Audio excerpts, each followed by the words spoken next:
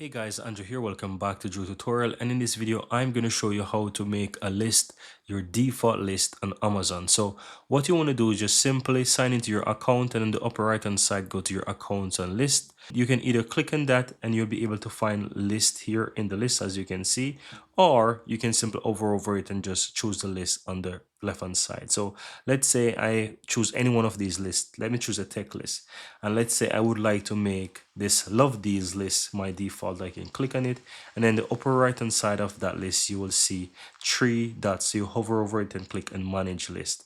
Now once you click on that, if you scroll down to the bottom, you will have the option that says default list. So you can select this and just simply click and save, and this is going to make this list your default list. Right, keep in mind that only if you have multiple lists, then you can select a list default. Other than that, you will not have it. So if I click on this tech list as well, I can click it, manage, and if I scroll down, I have it, make default list. Right, so you can go ahead and you can do that. So that's how you go ahead, and you can only make one list default. As you can see, I set the first one here, but the default list simply means that that list is going to show at the top.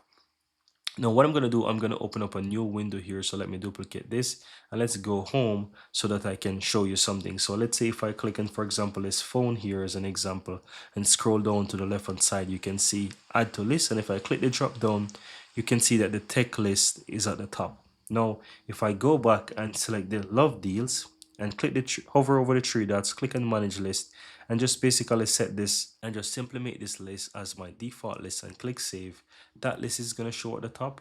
And if I go back to the product and simply refresh this product, you will see once I go to the section on the right hand side that says add to list, if I click the drop down here, you can see that the love deals list is shown at the top. So that's what you're really doing. Really, if you have multiple lists, you're making your default list show at the top so that you can quickly add products to it. So that's how you do it, guys. Very easy and very simple how to set a default list on Amazon.